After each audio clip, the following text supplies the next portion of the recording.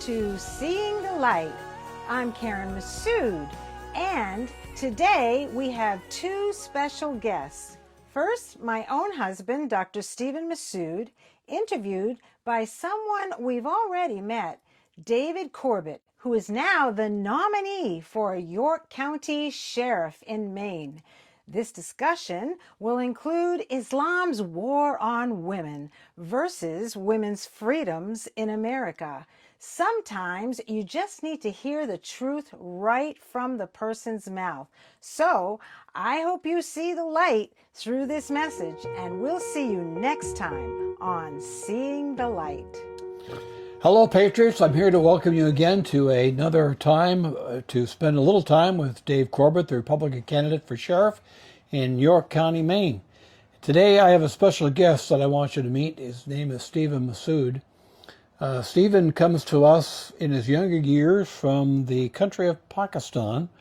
He grew up as a Muslim. He wanted to be a good Muslim missionary, and therefore he was forced on his own desire to know all he could about Islam so that he could be able to answer anything that would come along this way. And the more he studied, the more he realized that it was false, and he read the scriptures, the Holy Bible. He came to faith in Jesus Christ, and today he himself has a ministry to Muslims entitled JesusToMuslims.org. Encourage you to look at it on the internet. Spend time talking to him. There's a connection on that page, and the way you can do emails. There's on that page also you can order books with materials written and ask any questions. He's a dear friend of mine, and he is an expert as far as I'm concerned on Islam. Now, the reason why I am having him on here in connection with me running for sheriff is I want us to understand how Islam is not in sync with our American culture. It is not in sync with what we call a religion. It's more of a political ideology. They have Sharia law. They want to live under Sharia law. They don't want to live under the laws of the state of Maine nor the United States government. They want to do their own entity. And it is not compatible with America at all. We need to realize this. And if we realize this, we should stand up to their, I'll call it a silent jihad into our American culture. We should not allow them to be part of our political system. I mean, hold off is what I'm saying, and try to influence us with their way of thinking. No. It's got to be based upon our past, which did not include Islam. It was a Judeo-Christian past. It was a past based upon the Holy Scriptures, not the Quran. So you see immediately the divide we have. But I want us to understand, in particular, the crime that comes out of Islam, and that's what I'd like to address with my friend Stephen Masood. So, Stephen, when we think, for example, in America, that when it comes to your wife, we say assaulting women, battering women, treating women as second-grade citizens is not the way it should be. They should be elevated in equality, even treated with respect. Now, is that the same thing we find in Islam? A flat sound will be no. However, there are options available, but the Quran clearly says that if you find rebelliousness, now the question then comes, what type of rebelliousness in your wife? So you as the household person, or as the husband, are allowed to beat your wife so that she will submit herself to you. Well, in America, we call that domestic violence. If I saw that happen within my jurisdiction, we'd arrest the person and take them away. But Islam says it's okay to do that. Yes. Present translation, although the word is not there, they will say that Muslims are allowed to beat their wives lightly. The word lightly in that particular Quranic reference is not there. The word is zaraba, which means to hit, but it also means to kill. Wow. So one has to be careful about that. Yeah. So technically you could end up perhaps killing your wife or hurting your wife, which of course is totally wrong in our way of culture altogether. It does not mix at all in this whole idea of beating your wife. Well, what about the relationship as far as marriage goes? In America, we say in regards to a woman, you can marry one woman. It's a man and wife only in that family. Is that carry over into Islam too? Well, in Islam, a man is allowed to marry at one time four wives, so he can keep four wives at one time. But if he wants to marry another as well as a wife, then he has to divorce one of them to marry. But apart from wives, Muslims are allowed to have what we call it in the West here, concubines or mistresses. Okay, so now we have a problem with polygamy, with that's what we call in America. Yes. It's one man, one woman, and that's it. Yes. And from a biblical standpoint, it's one man and one woman for life. Yes. That's the way it should be. But Islam says no. In fact, as I understand it, you can easily divorce your wife by saying to her, you're divorced, or I divorce you 3 times, something like that, and three throw her out. times, and it is done. And she's gone. She'd throw out, and she has no recourse. She would have no recourse to finances, shelter, clothing, family, or anything. Children, she's just gone. And the man is dominant. Is that not correct? Yes, that is very correct. However, because of the 21st century, some Muslim scholars have kind of introduced schools of thoughts. And there are 4 schools of thoughts among the Sunnis, and the Shias also have one school of thought. And then they are kind of like fighting with each other that how much more facility can be given to a wife, whether she can still keep the children or not, all these things. But that's recent. Well, we'll say right away, in regards to the laws of our state and the United States, polygamy is wrong. You can only have one wife. Now, I'm going to kind of venture out on something I've heard, and you tell me if I'm correct. I think in the concept of Islam, you might marry a wife, and so legally she's one person, but then you go marry 3 more within the mosque, and so not recognized by the government, but we have 3 ladies who could say that, I'm beholden to a man, but on the other hand, she could also say, I don't have a man legally, but I have these children by him, and therefore now I want to collect welfare. Is that possible too? Well, in the context, I'm not very much aware of the American situation, but from the United Kingdom, because I lived there for 23 years, and I saw that the first wife was treated as a legal wife, and the others were treated, or they just presented themselves a woman with children with no husband. And so kind of like a single woman with children. And they look, behold, that the government as a social security country is taking care of them. Oh, that's terrible. So then the citizens who have nothing to do with this, who are not Muslims, are called upon to pay for an act that is involved within Sharia and endorsed by Sharia, but would not be correct in the American way of culture. Yes, no wonder the United Kingdom social security system is just gone. Well, let's go a step further, because we're talking about what has happened in regards to the marriage and the relationships and the government. Now, my understanding in Europe right now is really, they've got a real big problem as far as immigration goes, and it's almost like Islam has taken over Europe and taken over England. Can you give me any reports as to what you know about all that? Well, I still remember the days, because living there for 23 years, even as a believer in Christ, I wrote several articles. One of the articles was The Bloodless Jihad, and giving information that how Islam infiltrates other nations, especially when they are in a weak position. They cannot forcefully take over. So what they do is they come from within and then use all the freedom and privileges of that country to take over as a minority. It is usually seen and said, and is historical, that when they are risen to about 10% of the population, they make so much noise because minority type of ruling in their mind, that if we make more noise, the West, they want to keep quiet about things, and they will do those things. And that started. But now it has gone to 20% of the Muslim population, and now you see that they are on the streets.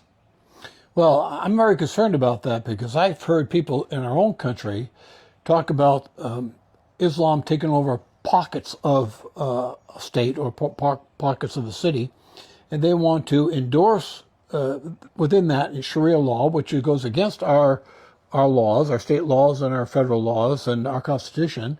And then they want to. Their goal is to even go further and take over the whole state. I've heard statements where they're talking about eventually want to put a Muslim flag over the White House, which again, this is an invasion that's taking place in our country. Indeed, it is. And somehow this invasion has got to be stopped. We as Americans have to wake up to the fact of what's coming on and say no to it and stick to our principles, which are, again, back to the scriptures, back to our Constitution, back to our state law, back to the laws of the United States, and fight off this invasion that has taken place in Europe and England.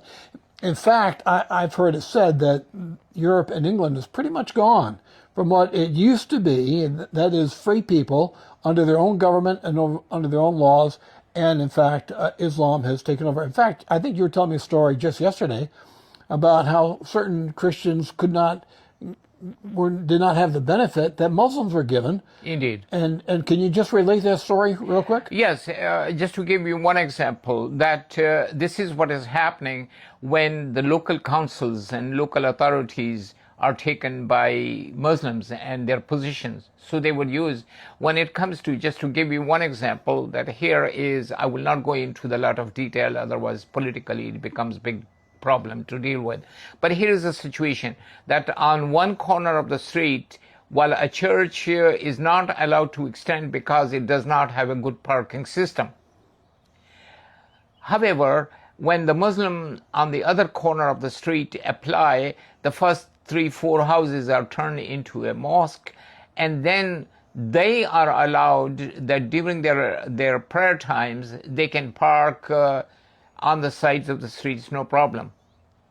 Why couldn't they do that with the church? Right. So you see these type of privileges, and then to think about it, for some reason, because those Muslims who are in the hierarchy system as councillors and mayor, they kind of give privileges to their own pocket of people, but not others.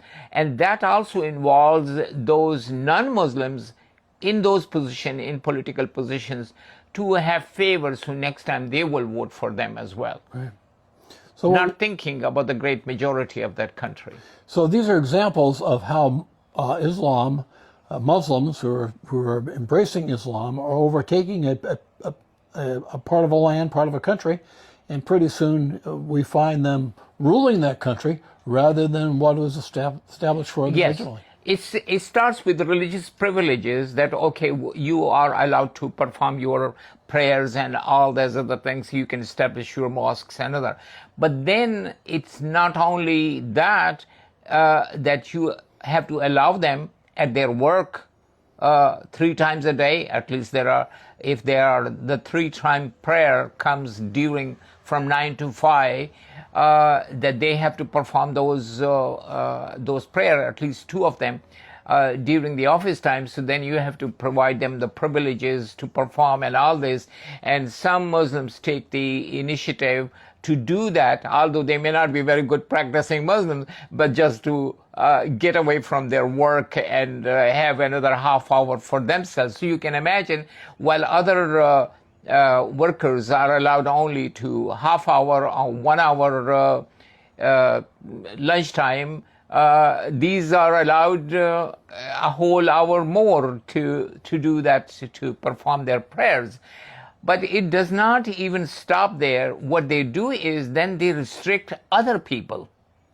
For example, we need a room, and that room should be used only for us, and it should be always clean and all these things. So the business is not allowed to use it for any other purpose, only for them. It's at schools, it has colleges and universities, these facilities are given. Then they go a few steps further. We need for our ritual ablution water resource available to us, so where we can wash according to our customs and other. And it has gone so far now in Britain and the European other countries to even airports that they have to have that type of facilities. When it comes to cities, there are areas that they can't even put billboards if they think they are not in their favor, or they are more kind of westernized billboards. Although I myself agree that some of the billboards are terrible. So, but then a lot of other things come up that now you are going against another people's rights and responsibilities. So it becomes quite questionable again and again that at the expense of other people who are non-Muslim, you are taking more and more advantage. Well, that's because they're taking over more and more. Yes. So as a non-Muslim, which I am, as a follower of Jesus Christ, if a Muslim was to take over my community in which I live, or my state, or my country, then what would I expect would happen to me? Well, there is a time, first of all, like you just heard the church bell. You will be restricted that, oh, it confuses us, it's upsetness, it should not. Yet the Muslims will seek privilege that there should be call of prayer. And in many places in Britain and in Germany and several other places, they are allowed to do that. But when it comes to Christians to ring the bell or all those bells or a kind of call of prayer or hymns, the sound should not go out. Right. That's one of the problem, and they even try their best that because this particular area now Muslims are in majority, so the church should move its building somewhere else. No, that's terrible. We'll go a step further. When it comes to the history of Islam, people who are not Islamic, I mean, we've seen many examples of this over the last few years, where Islam has gone ahead and killed, they beheaded non-believers, or I've heard they may have to pay a tax, or they're even enslaved. Could you address that a little bit? Yes, these things are happening in Europe and other places, but it's all behind the doors or behind indirectly in their communities. In their people are kidnapped, and then you don't hear them. Children are kidnapped, and a lot of things are happening that they are finding out. There are girls and women who are kidnapped and given into prostitution. Now, how far that Islam allows, one Muslim will say, no, we don't allow, and the other Muslim will say, no, it is allowed because it's not only we are doing this to the non-Muslim, because we are allowed to do that. So these are some of the questions which come along. But underneath of this whole veneer, there is one thing, and that one thing is that we are responsible as Muslims, we are responsible to God and the Sharia He has revealed through Muhammad, Sharia, the Islamic law. So they want to be obedient to God through the Islamic Sharia. No other constitution, no other laws can be greater than the law that. So if it tallies, if your rule and regulation of this country tallies or equals with theirs, they will follow it. But otherwise, in every circumstance, they will have the authority. The hand of the Quran will be above any other, whether it is the Bible, or whether it is the U.S. Constitution, or the Constitution of any other country. Well, they will stand for that. This is totally wrong, because it violates where we stand as a country, a nation who, under our Constitution, our state laws, under our federal laws, even our heritage, there is no place for this type of foolishness in America, and yet we're allowing it in, as has already come into England and into Europe. It appears to me that one of the big problems that we have, I mean, it really should wake people up.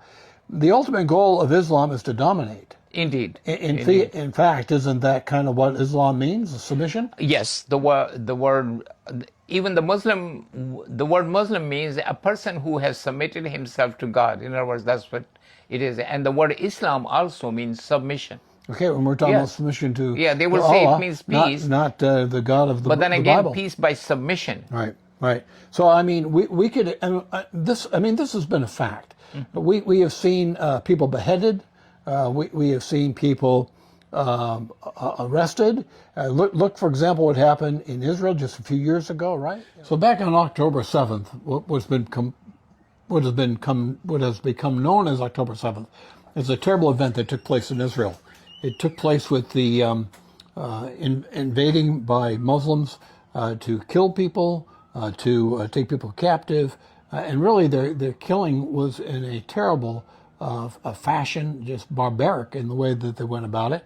And a lot of people died. It was the 9/11 of Israel that took place, but that was all Muslim related, all based upon their thinking and their way of life and their dominance and The their traditions of the Islam. traditions, right? Taking care of people. Yeah, especially against Jews and Christians. Right. Yeah. So I mean, we in America need to wake up and realize what's happened already in Europe, it's happened in England, is coming into America, infiltrating in and wanting to take over in our land, and we cannot have that here, or else we'll be under the same situation they find themselves in Europe and in England today. But there's one more aspect I want to speak on or address, and that has to do with what's called honor killing. Because honor killing itself is just totally wrong. I mean, in America, you're not allowed to kill anybody. It just doesn't work that way. But in Islam, under Sharia law, it is allowed and expected. And you yourself were a victim of, or potential victim of a beheading, of murder, killing. So tell me what happened in your case, and speak a little bit to this idea of honor killing. Well, according to Islam, apostates should be killed, especially male apostates should be slaughtered or beheaded. These are some of the words which are used. In my case, yes, my face was kind of like darkened or blackened. I was put on a donkey, and my father was about to chop my head off. But mercifully, that donkey acted like a horse, kicked a few people. The circle around me parted, and it went into the field, and then left turn into the dry ravine. And to make the whole story short, the Lord saved me. But otherwise, yes, officially, according to the Islamic law, that's what my father was going to do. With regard to Muslim women, when they not only earlier, as we talked about, that if they are not listening, they should be beaten up. If they become apostate, then these women at the times of prayer, 5 times a day, should be beaten up and say, recant and repent and become Muslim again. And if they don't, they will just continue. One thing can happen, and that is they may die in that state, or the other thing which can happen is they may go back to Islam. Right. That is the only way for them. So what we're seeing is what's acceptable in Sharia law is not acceptable in American law. Yes. One way of thinking, such as honor killing, is acceptable among the Muslim community, is not acceptable among the American community. The two do not go together. This is why we need to recognize that Islam itself is not compatible with our value, our cultures, and we need to stand against it. Now, I'm not suggesting at all that we should have bigotry towards Muslims. I'm not suggesting that at all, but I am suggesting we need to be aware that the two do not come together. Muslims need to come to faith in Christ too, just like everybody else does. Yeah, and by salvation in Jesus Christ, everything is different. We all become brothers and sisters in Christ, and we can love each other instead of this hatred that is ongoing now. But we need to be aware. Now, as your sheriff of York County, I want everybody to be aware of this, or your potential sheriff of York County. I want everybody to be aware of this so that they realize what is going on. And this infiltration that's taking place, is stand up against it. When you see people running for office and people who want you to become Islamic, no, that's not what you want to do. You want to run to the God of the Bible. You want to come to Jesus Christ. You want to be saved. You want to follow him, and so that your life can be transformed. So I'm hoping that this will be informative for everybody, and they will understand the whole situation in regards to Islam being a political ideology that is not compatible with the American way of life. And we, like President Donald Trump, like Governor DeSantis and others, also the governor of Texas, are realizing this, and they're standing up against it. And we need to stand up against it as well and stand for the truth. Remember, the truth will make us free. Well, folks, please publish, please pass on, please tell others. And of course, when it comes time to vote, please vote Dave Corbett, Republican, for Sheriff of York County. Thank you very much.